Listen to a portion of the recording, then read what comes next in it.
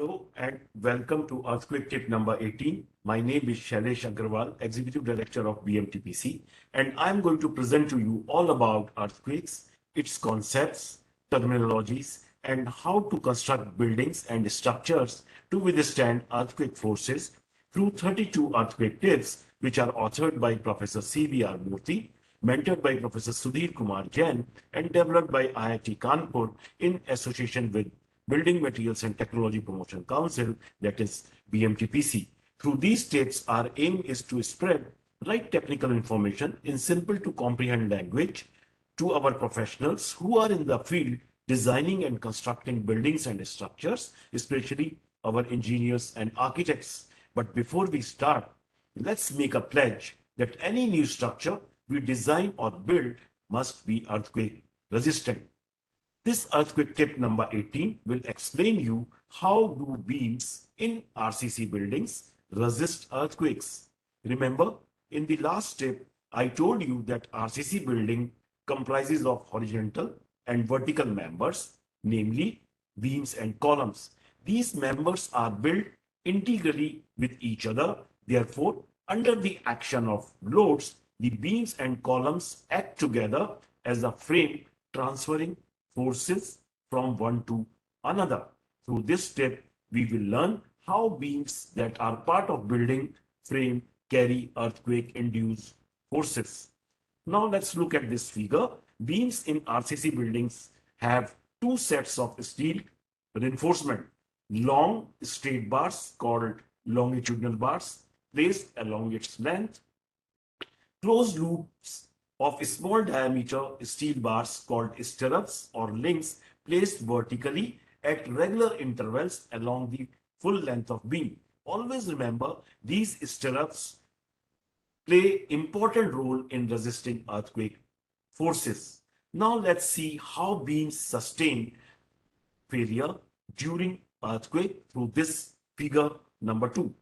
There are two basic types of failure: flexure or bending failure, as shown here in this figure 2a. As the beam sags under increased loading, it can fail in two possible ways. If relatively more steel is provided on the tension face, in engineering parlance, it is called over-reinforced beam, concrete crushes in compaction, which is brittle failure, and therefore it is undesirable. However, if less steel is present on the tension face, called under-reinforced beams, the steel yields first, means it keeps elongating but does not snap. Remember earlier tip, steel being ductile material, it has ability to stretch large amounts before it snaps. This helps in redistribution of forces until eventually the concrete crushes in compaction. This is called ductile failure and hence desirable in earthquake resistant design of beams. So remember, more steel on tension face is not necessarily desirable. As you can see in this figure 2a, the ductile failure is characterized by many vertical cracks starting from stretched beam face and going towards its mid-depth. Now let's see this figure 2b. This shows shear failure. A beam may also fail due to shearing action. A shear crack is inclined at 45 degrees to the horizontal as shown here, and it develops at mid-depth near the support and grows towards the top and bottom faces. Closed loop stirrups, as shown in earlier figure, are provided to avoid such shearing action. Shear damage occurs when area of these stirrups is insufficient, means their spacing and diameter. Shear failure being brittle must be avoided in earthquake-resistant design of RCC beams.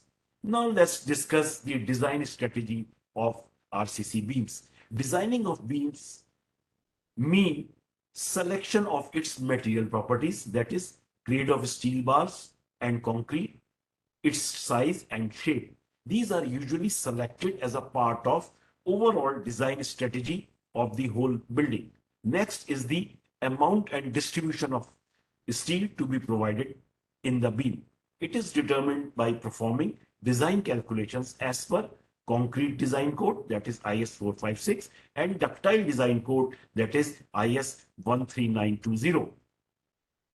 Now let's look at this figure 3. Longitudinal bars in beams are provided to resist flexure cracking on the side of beam that stretches. As explained you in earlier tip, during strong earthquake shaking, both top and bottom faces of beam stretch. So longitudinal bars are required on both the faces at the ends and at bottom face of mid length. Now let's understand the ductile detailing code prescriptions for longitudinal bars. As you can see in this figure 3, at least 2 bars must go through the full length of beam at top as well as bottom of beam.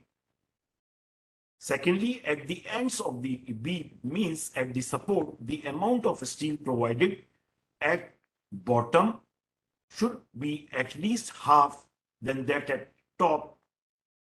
Now let's understand the role of stirrups or closed steel loops through this figure 4. Stirrups help in 3 ways. First of all, they carry the vertical shear force and thereby resist diagonal shear cracks. They protect the concrete from bulging outwards due to flexure or bending, and they also prevent the buckling of compressed longitudinal bars due to flexure or bending. Again, the ductile detailing code IS 13920 prescribes 3 requirements for stirrups in moderate to severe seismic zones. First, the diameter of a stirrup must be 6 mm, and in beams more than 5 meter long, it must be 8 mm.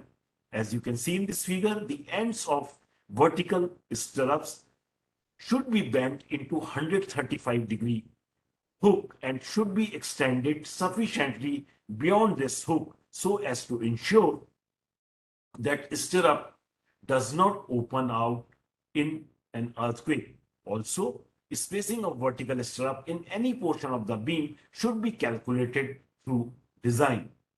Now let's look at this figure 5, which shows the maximum spacing of stirrups. As per 13920, maximum spacing of a stirrup is less than half the depth of beam, let's say D.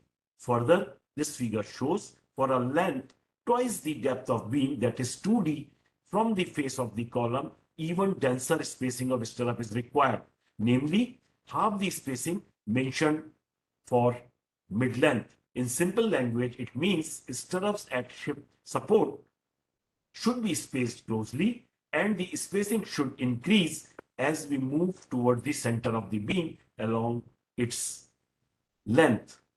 Now let's discuss lapping of reinforcement through this figure 6. Steel reinforcement bars are normally available in length of 12 to 14 meter. Thus, it becomes necessary to overlap bars when beams of longer lengths are to be constructed. Remember, at the location of lap, the bar transfers larger forces from one to another. Therefore, the ductile detailing code, that is IS 13920, prescribes that such laps of longitudinal bars as shown in this figure are made away from the face of column, not made at locations where they are likely to stretch by large amounts and yield, that means bottom bars at mid length of beam. Also, at the location of lap, vertical stirrups should be provided at closer spacing as shown in this figure.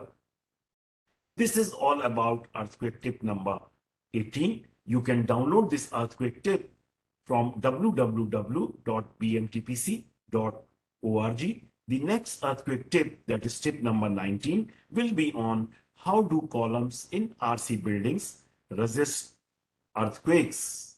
Thank you.